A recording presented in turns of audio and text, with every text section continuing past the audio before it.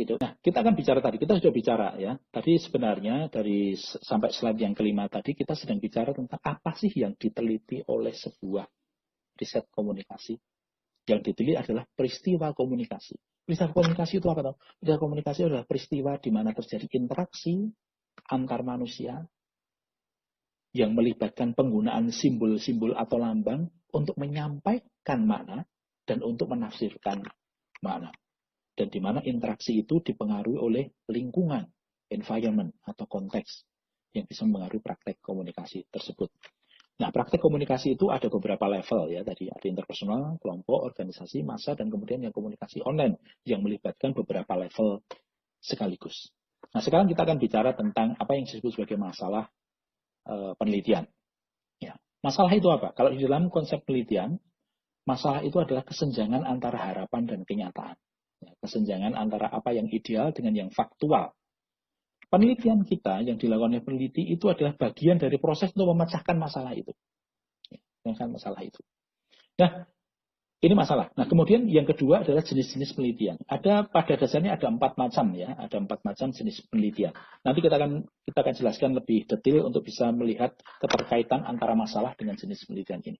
Jadi jenis penelitian yang pertama adalah jenis penelitian yang namanya jenis penelitian eksploratif. Jenis penelitian eksploratif itu ada penelitian yang menjelajahi wilayah yang baru, bidang kajian yang baru, yang belum pernah diteliti orang sebelumnya.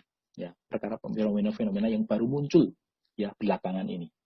Ya, misalnya mungkin akan ada ketika COVID ini mulai banyak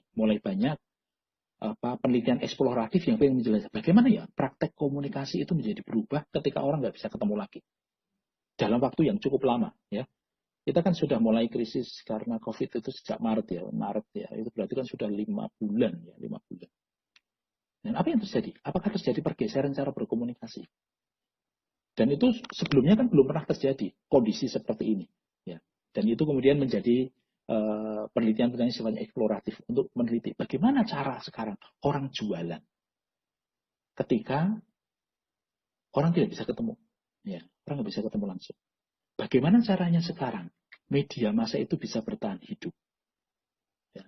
Ketika pemerintah sudah mulai menggunakan influencer karena dianggap lebih punya efek ketimbang masang iklan layanan masyarakat atau masang iklan di media massa. Nah, itu adalah wilayah-wilayah baru yang belum banyak diteliti. Kemudian yang kedua adalah penelitian deskriptif. Penelitian deskriptif itu berusaha untuk memotret, menggambarkan fenomena yang terjadi itu dengan sangat detailnya, mendeskripsikan atau memotret fenomena yang diteliti itu dengan detail. Kemudian yang ketiga adalah jenis penelitian eksplanatif. Penelitian eksplanatif ini berusaha menjelaskan kaitan atau hubungan antara elemen-elemen atau aspek-aspek di dalam sebuah fenomena. Apa hubungan ini dengan ini? Apa pengaruhnya ini dengan ini? Apa perbedaan ini dengan ini? Dan seterusnya. Itu adalah penelitian eksplanatif. Berusaha memberikan penjelasan. Kalau deskriptif itu kan cuma menjelaskan what, when, where. Mungkin sampai how. Eksplanatif itu berusaha untuk menjelaskan why. Mengapa itu terjadi? Ya, mengapa itu terjadi? Kemudian yang keempat adalah penelitian yang sifatnya evaluatif. Penelitian evaluatif itu adalah seorang peneliti, dia menguji sifat-sifat atau karakteristik dari sebuah fenomena, kemudian dia akan membandingkan itu dengan parameter tertentu. Ya. Evaluasi itu tidak sekedar tanya, ngumpulin data. Tetapi data yang dikumpulkan itu kemudian dinilai berdasarkan satu parameter atau standar yang sudah baku yang sudah ditentukan sebelumnya. Ya. Misalnya saya kemudian pergi ke dokter atau check up di lab, di laboratorium klinik itu ya. Kemudian saya diminta untuk menimbang berat badan. Ya, ketika saya menimbang berat badan, kan tujuannya tidak semata-mata pengen tahu angkanya keluarnya berapa itu. Yang keluarnya angkanya 90 kilogram gitu ya, misalnya itu. Kan tidak hanya itu, tapi kemudian sang dokter itu setelah melihat angka itu munculnya itu adalah 90, dia akan membandingkan dengan kriteria.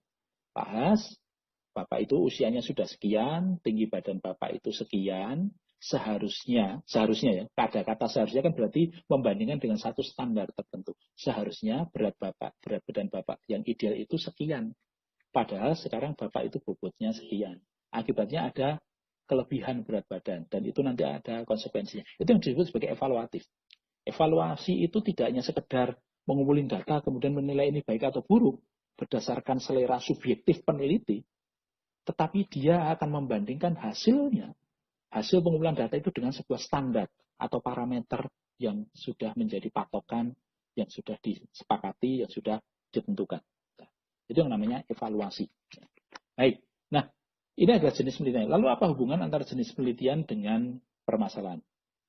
Ya. Nah, misalnya begini teman-teman. Misalnya kita ingin meneliti tentang hoax ya, tentang hoax. Jadi kan ini ada begitu banyak fenomena di mana media sosial itu kemudian menjadi ajang produksi dan penyebaran hoax atau disinformasi yang luar biasa masif di antara kita.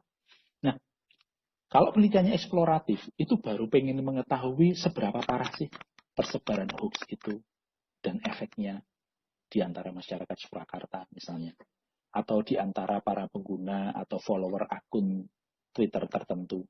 Itu eksplorasi. Karena belum ada datanya. Jadi saya ingin tahu aja dulu, ingin tahu eksplorasi. Deskripsi itu berarti kemudian dia akan memotret hoax itu ada berapa jenis sih? Ada berapa macam jenis hoax sih? Berdasarkan isunya, isunya ada hoax politik, ada hoax tentang kesehatan, ada hoax yang terkait dengan selebriti, itu topik-topiknya. Kemudian bentuknya apa sih? Ya, bentuknya apa saja? Ini deskriptif Mas Yan. Bentuknya ternyata ada macam-macam. Ada bentuk yang berupa itu memplesetkan sebuah berita. Beritanya benar tapi kemudian ditambah sesuatu. Bentuknya itu ternyata out of context. Jadi ada sebuah gambar di kota A tapi kemudian di captionnya atau penjelasannya itu diganti dengan di kota B. Ini fotonya seorang perwira tentara sebuah negara tertentu, kemudian dikasih komentar, ini loh bapaknya si ini, ya. Nah, bisa bentuknya seperti itu, ya. Atau bentuk yang lainnya adalah benar-benar disinformasi, membuat data yang benar-benar bohong dan disebarluaskan. Nah, deskripsi tadi ya, apa sih bentuk-bentuk hoax? Bagaimana praktek hoax dilakukan? Ya, berapa jumlahnya dan seterusnya. Itu adalah penelitian deskriptif terkait dengan hoax. Nah, kalau penelitian eksplanatif dia berusaha menjelaskan. Dia ingin tahu, ya, ingin tahu apakah ada hubungan antara tingkat pendidikan dengan tingkat kepercayaan masyarakat kepada pesan hoax.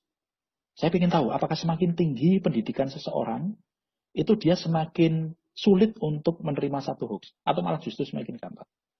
Misalnya seperti itu, ya. Yaitu kan berusaha mencari hubungan, mencari pengaruh. Adakah pengaruh usia ya? Apakah kalau orang semakin tua, itu semakin gampang tertipu oleh hoax? Ya. Atau latar belakang sosial, atau yang lainnya. Nah, itu eksplanatif. Tidak cuma memotret, tetapi kemudian berusaha menjelaskan apa kaitan, apa hubungan sebab akibat, apa korelasi, apa pengaruh antara satu aspek atau elemen dengan aspek yang lain pada satu fenomena dalam arti fenomena hoax itu. Nah, kemudian kalau evaluatif itu kita membandingkan, misalnya tingkat keparahan hoax, misalnya sudah ada indeks ya, indeks bahwa satu negara itu dikatakan bahwa dia indeks hoaxnya sudah tinggi sekali apabila ada kriteria 1, 2, 3, 4. Anda kemudian melakukan penelitian di satu kota dan membandingkan dengan indeks itu. Nah, kemudian kesimpulannya adalah, ternyata persebaran hoax di satu grup tertentu itu ternyata sudah mencapai level parah, level berbahaya, level waspada dan sebagainya. Karena Anda membandingkan hasil penggalian data Anda dengan sebuah standar yang sudah ditetapkan atau yang sudah dijadikan sebagai acuan yang kuat. Nah, ini jenis penelitian yang terkait dengan masalah. Saya tadi sudah mencontohkan masalahnya adalah hoax, bagaimana didekati dengan penelitian eksploratif, bagaimana dengan deskriptif, bagaimana dengan eksplanatif, dan evaluatif. Yang mana yang dipilih? Terserah penelitinya. Anda punya kebebasan untuk memilih yang mana, jenis penelitian yang mana. Tetapi kalau itu sesuatu yang baru sama sekali, belum pernah diteliti orang sebelumnya, ya pilihannya cuma satu, yaitu eksploratif. Ya. Kalau memang itu sesuatu yang masih sangat baru dan belum banyak penelitian yang sebelumnya.